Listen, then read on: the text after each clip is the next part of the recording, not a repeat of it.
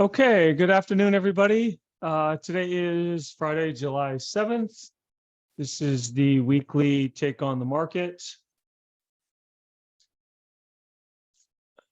I will be your host. My name is Scott St. Clair, manager of the Premium Product Group here at Investors Business Daily. Please take a moment to read the disclaimer. I'm not licensed. We don't offer buy, sell, hold ideas, recommendations here at Investors Business Daily. Our circle of competence is research, education. All right, so the same story as always, market thoughts, industry groups, stocks to watch, quote of the week. We'll start with market thoughts. And let's see what I have for you today as far as screenshots. It's been a couple of weeks. After when I take a week off, I usually tend to get a couple more screenshots than usual. I thought this was a very interesting chart. Charlie Bolilio, I hope I didn't butcher his name, but it was he's the source. And you see in the mid to late 80s, IBM and AT&T topped out at almost 11% of the S&P. Nearing 2000, you had Microsoft and GE at almost 10%. At one point in 06, 07, maybe, you had Exxon and Walmart. Didn't hear much about that, 7.7%. Nobody talked much about that. But now you've got Apple and Microsoft at almost 15% of the S&P. So it doesn't mean that it has to go down, because at 10, 11, 12, 13, it was higher than normal. But I think what's happened is the S&P has kind of become a little less relevant as a benchmark.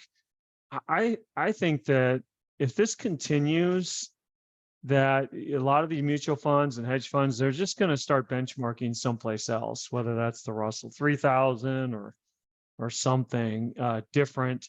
Because as a mutual fund, you can't have 15% of your money in Apple and Microsoft.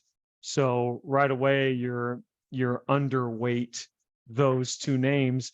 And from a benchmark standpoint, when you're underweight something, you're it's kind of like almost being short it, right? You need it. If it goes up, it's going against you as far as how you measure your performance. So it puts a little pressure on them when that happens. So I fast forward 5, 6, 7 years from now, I think this number will probably be lower, but that doesn't mean it doesn't go to 16 or 18% first. And I just think that the indexes are becoming a little less relevant. And I've kind of steered away from the indexes more and more in the last few years for this, not because of this specifically. It's just been like a certain sense of just not being able to use the indexes to make quality decisions. I've just felt like the indexes have created more noise for me, and I've made some decisions that, when I review my year, when I look at my trading journal and see what I did and how that turned out, a lot of times some bad decisions were the result of eyeing the indexes, whether that was getting out of some stuff because the indexes looked bad, and then the index finally, the index writes itself, and the stuff I got out of is so much higher than previously. So I don't have to benchmark, which is nice. It's a huge relief. The NASDAQ is up huge this year, and it doesn't matter to me. It's up more than I am, that's for sure, but that's okay. I just don't use that as a gauge of how well I'm doing for the year. If I'm making progress, then I'm okay with it, because I'm probably taking a lot less risk than the market is, and I don't think I've ever been fully invested. I own a lot of bonds and stuff, so if I'm doing half the NASDAQ with half the exposure, that's fine. That's more than fine to me, especially because I am up more than the S&P.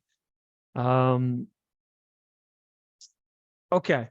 Another one kind of tells the same story. Top 5 stocks as a percentage of the S&P 500, all-time high, courtesy of SoberLook. And It doesn't mean it has to stop at 24, but everybody knows it's stretched, and it's creating a problem with the indexes and benchmarking and people understanding a bit like what's going on in the market. So to the layman, this is a great year.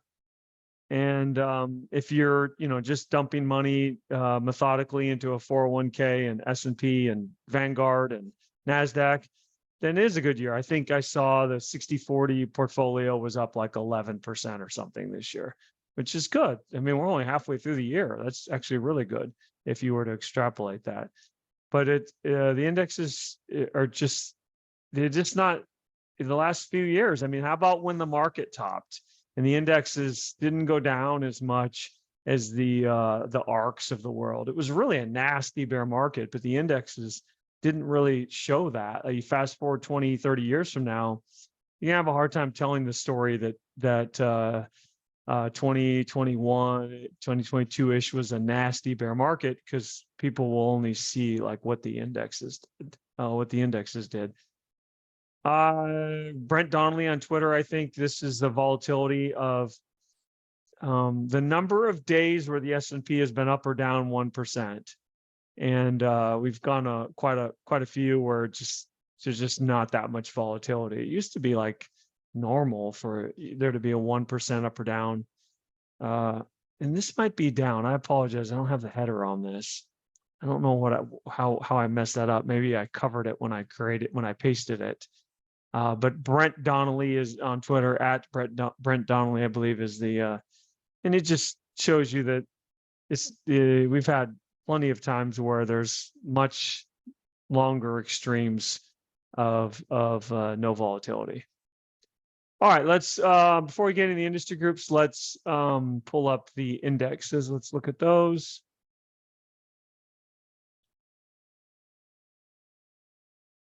So today was kind of an interesting day. You have the holiday in here too. So we gapped down on gosh, I'm gonna say the ADP report, but something jobs related, but didn't close all that bad. And then maybe today was the ADP's report, and the other one was jobless claims or something. It's irrelevant, to be honest with you. It's just the reaction to the news. But at one point today, the market was trying to surge, and then it had a really, and put it in context, of course, a nasty sell-off at the end of the day.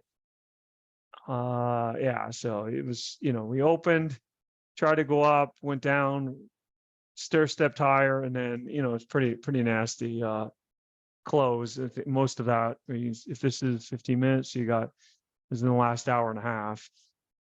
So at the end of the day, wasn't much of a day. Let me turn off my camera in case I'm covering the volume. So you have a distribution day yesterday. Today, let's wait and see how the volume comes in. I don't know if it'll be a distribution today. But one thing I do want to highlight, in my notes here, is it's very subtle, but I'm always looking for this, is the divergence. So 13,864 is the high on the NASDAQ of this rally. The pullback, not much, but you do get some type of pullback, and you never are able to take out that high, okay? But the S&P did. The S&P did take out that high. So you had a negative divergence on the NASDAQ. It was not confirming the same strength in the S&P. And I am short the NASDAQ and have been the index. Now, after all this talk about how I hate the indexes and I'm short the thing, it's kind of stuck, because I have this feeling that the NVIDIAs of the world are extended and that they are going to go sideways to down. I don't know if that's what I want to happen or if that's what I think is going to happen, but I have this trade that the NASDAQ is will go down, and I'll be able to hopefully withstand the pressure in the leadership. So if the leading stocks I own hopefully go down less, and if I'm wrong, then hopefully they go up more. And I haven't really made much or lost much. It's been, I think I did it. Remember when I drew this line? So I think I did it this day. I'm pretty certain I put on the trade that day. So I'm up or down a tiny bit. I think I'm up a tiny bit is after today's action.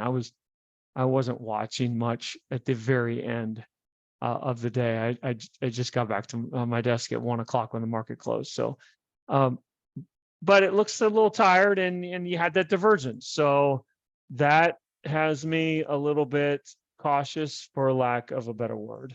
Not bearish, but cautious. A lot of markets, that's how they top and bottom. When you get these divergences where one market makes a high and another one doesn't, and vice versa. And my favorite example, because it works so well, let's cherry pick one that worked well, was here.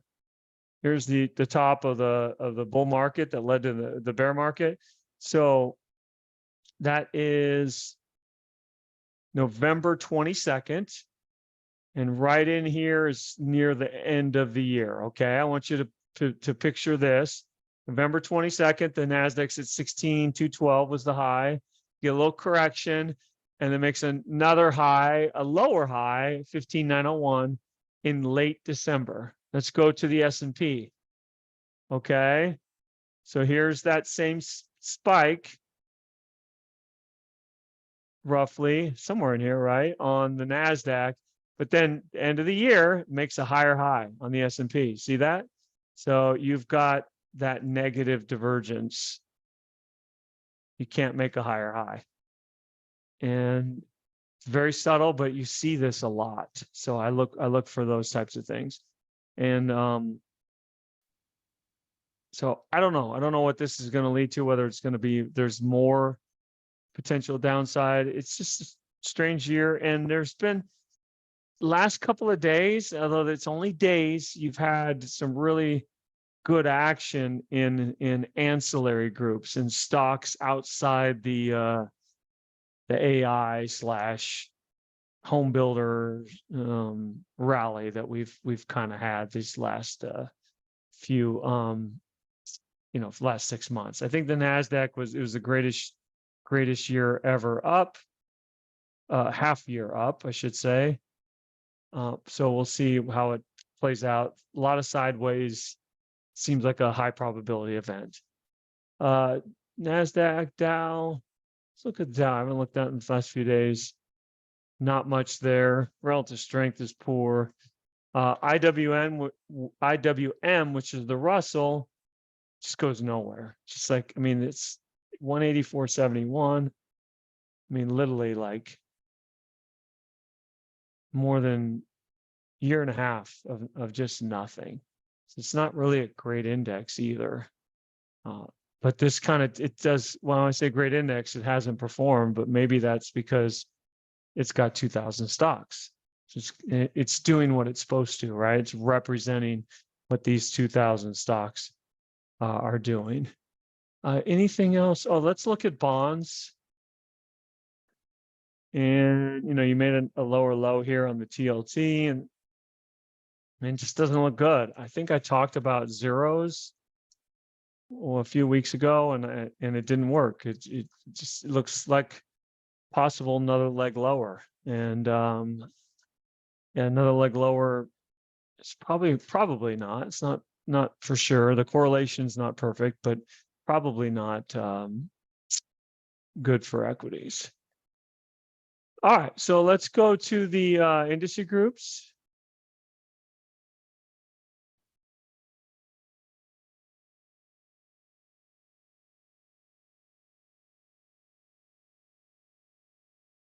Computer hardware peripheral, that's SMCI, which is, let me write that one down. I definitely want to pull up that one.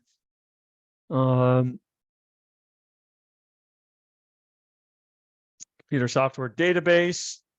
It's like maybe the Datadogs. Let's pull up Datadog. I know that's in that group. Computer software enterprise. So a lot of quality areas. Tesla, auto manufacturers, Li Auto has done really well. Rivian is coming off the bottom, but has really made a big move off the bottom, but not quality. Internet content, computer software. I can't, I can't see anything wrong with the groups. It's a lot of options in here, a lot of places to fish for potential growth areas. And then there's some stocks that are like in steel specialty alloys, electrical power equipment. It's just like there's a plethora of potential ideas. So it's kind of a strange dichotomy. I have like a lot of areas that are interesting to me, and I own some stocks that are probably not in the top 50 groups, I would guess, but they look really, really good. Stocks are acting well. So I don't see any kind of signs that something might be wrong per se with the way the groups are setting up. Okay, so stocks to watch. Let's how should we do this? Should we start with let's start with the big boys. Okay, so let's start with Nvidia and another 3 weeks tight. Turn the pattern back on. Now, I know it's not really 3 weeks tight. The good news is it's actually now 3 weeks tight after this week. It'll say 4 weeks tight, but it qualifies. It's just tight. And look, it might just do this. Look at how it's been trading. It's stock that doesn't want to go down. It doesn't really always go up, but it sure doesn't want to go down. I think it's the obvious leader in the bull market, the obvious leader in the potential AI thing. Now, is it stretched a little bit? For sure. It's hard. It's this kind of stock where I sometimes I want to sell it, but I'm afraid it's going to get away from me. So I've fought that urge by just having a medium to small position. I don't have a great sized position in Nvidia. It's weird. I actually hope it pulls back because I'll make in the NASDAQ and then I'll get a better chance to build a better position in Nvidia. So I really want to buy it off the 50-day. I want to buy it off here, whether that's at 360 or 400. I don't know, but that's really what I want. But I have to, I don't know if the market's going to give me what I want. Let's look at Tesla. Very much like Nvidia, just doesn't want to go down. Had a really good day here. So it's if you love the name and you're looking out, you're much longer term holder than me. You just sit, you just do nothing. You just give it the room that it needs to breathe. I don't have any interest in being short it. I've tried a few times. I don't even know if I've held it more than 2 trading days. Like if I shorted it one day and held it overnight, by the next day I was usually out. It just doesn't want to go down, so there's no point. Apple. So very stretched. Fooled the heck out of me. I think this is like 55%.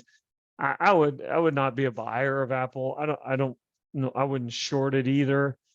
If I was in it, I don't know if you even want to hear what I would say about if I was in it, because I don't know if that's good. If the thought process is good because of the way I trade versus the way Apple trades. It's kind of a different trading vehicle. So it's fine. It's a great company, great stock. Is it overvalued? Is it this? Is it that? Probably. But it's one of the great stories in stock market history. I don't know what else to say about it. Microsoft, very similar to Apple. It's kind of stair-stepping higher. Google, Charles Harris mentioned Google on IB Live this morning. It's right on the 50-day. It's much slower than the other big caps for whatever reason, but it's right on the 50-day. And Amazon. So they all kind of look the same. All the things kind of looked. Meta. Let's look at Meta too. It kind of looked the same. Very, very stretched. I think Meta's a sell. I'm tempted to be shorted. Can't say why. It's just something about it. My spidey sense says that this is enough. And I haven't shorted it yet because I don't know if that's a good reason to short something, because I think that this is enough. but I want to be shorted. Just I do. I am fighting the urge to not be shorted. I think if I was in front of my screen near the end of the day, I would have put on a short in that. I would have. I don't know if I'd be up or down $1 or anything like that, but I just feel like it's the news about the whole thread and Twitter thing, and if it's such a good business, why haven't they done it already? And if it's such a good business, why is Twitter such a struggle? I'm a little bit skeptical of that, that being a reason to buy Meta. I don't know if that's moved to, this kind of day was kind of like that was about that.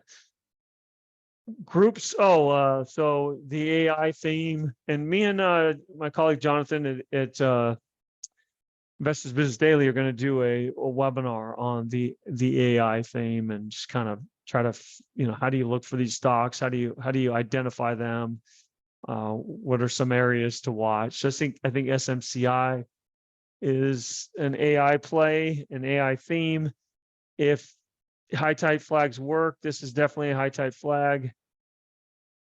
So I'll be interested to see how this plays out. I have been in and out of this, but it moves a lot. And so it's for somebody like me, if I'm up 20, 25, 30 points in something like this, I know it's a $200 stock, but I tend to take it. So I've been trading Supermicro versus where NVIDIA, I just sit in it. And so far it's been a pretty good trading stock. Okay, so in the oil area seems to be perking up. My favorite is Tidewater, which broke out finally. I think I tried it there. I tried it there. 1, 2. I don't remember if I tried it there and got stopped out and then did. I might be on my 4th go round here, for sure, at least the 3rd. But now it's really beating its chest. So now I'm in that sitting mode. Looks very strong. And these are tempting to me. They're so small. Now, is Tidewater going to be a $1 trillion company? No, never. Hey, I can say that with a high degree of confidence. But can it go from 29.81 to 49.81? I think so. Why not? And so they have room to run versus the NVIDIAs and the Apples and the Amazons of the world. It's there's an economies of scale issue that I struggle with a little bit. So this looks very, very strong to me. Tidewater. Schlumberger had a really good day today. Let's go to the daily. So it's kind of out of nowhere. I did buy this today. VAL, which is oil and gas driller. I bought this day only because why this one? Why not Noble or something like that? Although Noble looks better technically. I almost bought Noble that day, or OII. Ooh, I think David Ryan bought this one. Oh, should have bought that one too. Gosh darn it. Looks very good to me. I went with Val because I had traded it really well previously. It had been good to me, kind of my pet rock here. I don't know if I did it here or not. I don't remember that one, but these two moves were very good. So unfortunately, or we'll find out, but that's why I chose that one. But I don't know. I'm thinking out loud here. These two are acting much stronger. So something I'll have to explore this weekend. So this area is, it's on nobody's radar. Nobody's talking about oil and gas stocks, and they're just kind of perking up. So it's possible the market shifts. I don't know if it's what I want or what I think is going to happen, but I just feel like the Nasdaq will end the year around where it is, give or take a few percentage points. But other stocks are going to perform. So maybe the indexes do nothing, but it's because the NVIDIAs of the world just don't go up, but some of these others do. I don't know. I don't know if it's because I want that to happen or I think that can happen. I have to trying to figure out which is which. But that's how I'm positioned, and I'm pretty well positioned in this group. TK, I think I got this idea from David Ryan, but that looks really good. The weekly chart looks really good. Now, other oil and gas pipeline stocks, not so much, like TNK. It's just, very pedestrian. TRMD, no bueno. LPG is okay. Yeah. That one's not bad. So I like TK. Small, speculative, but that's okay. I do own that one. So I own Tidewater, Schlumberger, Val, TK. I feel like I might own one more, but there's some other groups like this. This looks very interesting to me, like Powell Industries. It's right on the 10-week after a nice breakout. Look at the last quarter, earnings up 800%. Electrical power equipment group is strong. This is the problem though. It's really, really small. So like, look at the market cap, but there's 9 million shares in the float and trades 91,000 shares a day, I think. It's not going to have any institutional sponsorship. So I don't know how to think about that, but maybe something like Hub or ENS. But I have VRT, which is in that group, which did it. Finally had a down week, down 0.5%. But I've been trying to hold this one. It's a position size along kind of the same as Nvidia, so it makes it easier to hold. The home builders, I do want to pull up those. So they look a little tired. So if you've been playing those, I haven't. This is your kind of first shot across the bow. So I would see if they can try to make a new high. And if they start to do that, I would think they would be sells. PHM, TriPoint, TPH. Yeah, I had a bad day. Kind of first the shot across the bow. What else is there? Oh, GRBK. I liked that one. So they look tired. Now, if you're a longer term holder, you don't want to you don't want to panic a little bit on this. This is, typical 53 to 47, and it runs up. This is a little steeper, right? So this is the angle of ascent is preferable versus, look at this angle of ascent. So I would probably be reducing if a longer term holder, maybe I would say you might want to consider reducing the home building sector. And I think that's it. Did I pull up Datadog? Let's pull up Datadog. I don't own Datadog. Something was mentioned on IBD Live. I don't remember if Charles mentioned it or Mike Webster maybe, but building this really large cup with handle. So the bottom line is, for me anyways, I'm trying to spread the wealth outside of the AI/FANG theme, partly because I've missed some of them and partly because I think that theme is tired.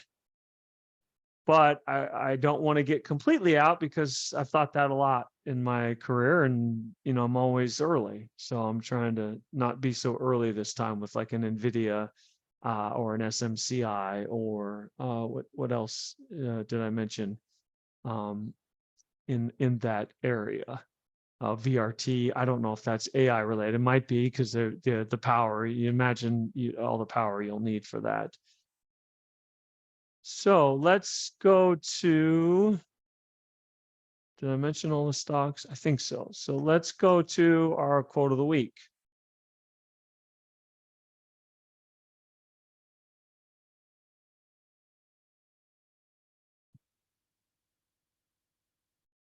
Mark Douglas, author of The Disciplined Trader and Trading in the Zone, two go-to books that most people have on their shelf. What separates the consistently great athletes and performers from everyone else is their distinct lack of fear of making a mistake. So investing in the stock market, being a golfer, being Michael Jordan or whoever you are, I play basketball. If you make 55% of your shots, you're a genius. You're a Hall of Famer. In baseball, you only have to be right 3.5 times out of 10. If you consider walks and stuff like that, at 3.5 to 4 times out of 10, you're going to the Hall of Fame. At 2.5 to 2.8 times out of 10, you make a really, really good living. So it's just a matter of you're going to make mistakes, and investing, you're going to make mistakes.